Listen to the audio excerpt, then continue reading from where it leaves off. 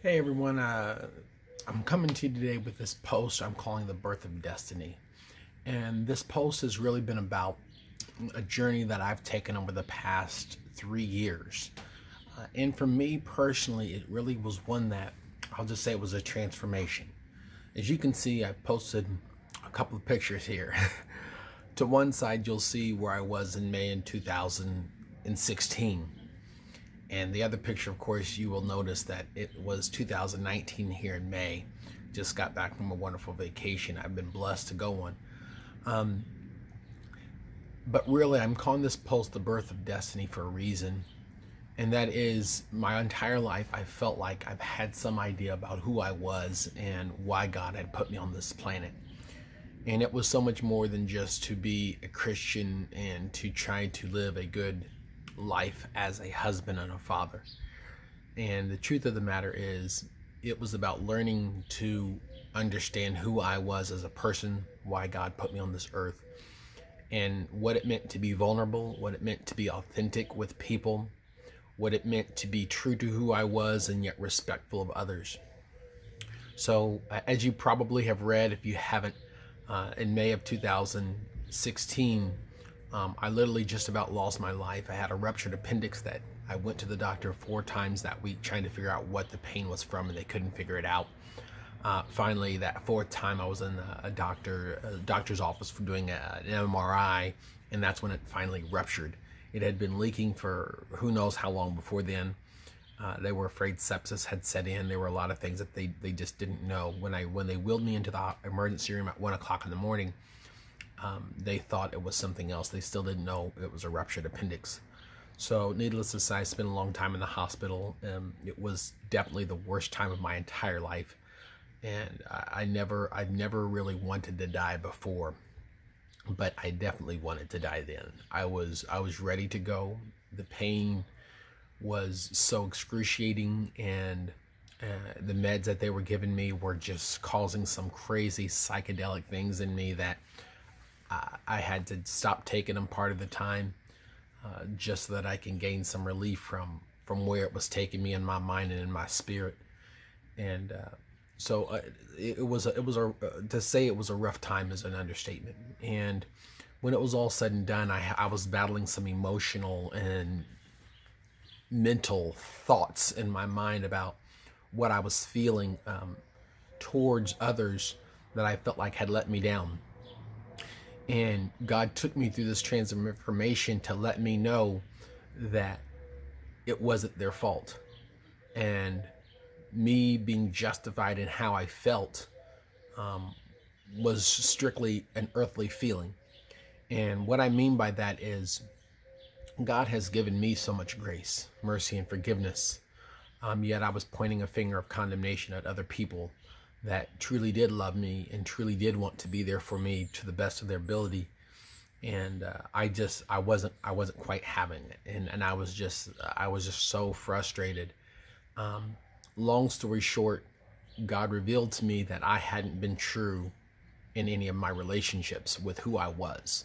I thought I had, but what I had done my entire life was present an aspect of who I was that I felt like people would like, love, and appreciate.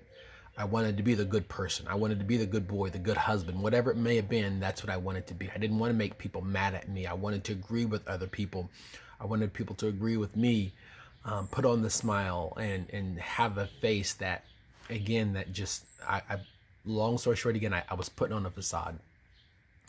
I wasn't trying to be manipulative or mean to others. It was just me trying to get along. And me trying to get along and being passive and complacent was the opposite of what God wanted. And it was tough for me to hear. I was trying to be a peacemaker all the time, which it can be good, so don't misunderstand me. But oftentimes when you're authentic, you ruffle feathers. When you're authentic, you're going to have people that won't like you. You're going to have people that's going to disagree with you. And if you continue to change who you are to fit other people's molds, then you will never live a life that is full of fulfillment and true peace and joy. It's not about how much stuff you have, how much money you have, how many friends you have.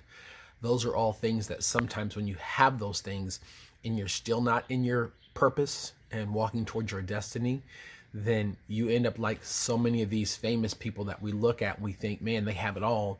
And yet we hear about a suicide. We hear about a drug overdose. We hear about them feeling in some story that comes out later about how lost they were. They were amongst hundreds and thousands of people and felt alone. And that's what it's like to not be authentic, to not be vulnerable, to not be real. And I didn't want that anymore. And so I want to encourage you, if you take nothing else from this post and from this video, I want you to embrace authenticity with who you are. It doesn't mean being in your face with other people and tell them to take you or leave you necessarily, but it means being true to who you are and finding out who you are. Because who you think you are right now probably isn't the real you. That's not the you of purpose. That's not the you of destiny. That's the you that you've learned to live with. That's the you that you've learned to accept. That's the you that you presented to your family and your friends and maybe even your spouse and your children, that has allowed you to just kind of limp along. But in the core of who you are, you're unfulfilled. You call yourself happy, but there's not really joy. And there's a difference. Happiness is based on your circumstances. Joy is based in your spirit and in your soul. You can be full of joy and not have a lot of money. You can be full of joy and not live in a place that you really, really love. But again, happiness is based on your circumstances. And joy, again, is based on your spirit and in your soul. So I want to encourage you, take some deliberate steps to find out who you are. I put a link below that if you want to get some of my tips on what it takes to really be truly grounded, I want you to take a look at that. And hopefully you'll find some things that will help you to really steer you in the right direction. I want you to learn to find your authentic you, find out who you are, and redo some of your relationships that are built on this fake facade that you think other people will like, learn, love, and really appreciate, because that's not the you that you really are. I have an acronym that God gave me several months ago, and it's called GOALS. GOALS, and it stands for God Ordained Authentic Life of Service. And what that means is your goals in who you are is always going to be tied to other people. And what I mean, it has to do with service. I feel our purpose, when you want to find out and understand your purpose and your destiny, it's always tied to community. In other words, it's not about making other people happy or whatever, or where you have to be a people pleaser. I mean, it's always tied to community. It's tied to the kingdom. It's tied to finding out why and how God uses you to be a blessing for others. That's what it is. How will God use you and your giftings, in your authentic you, to be a blessing to others? So if you want, please just click below, put your email in, and download this free resource for this week. Have a blessed day.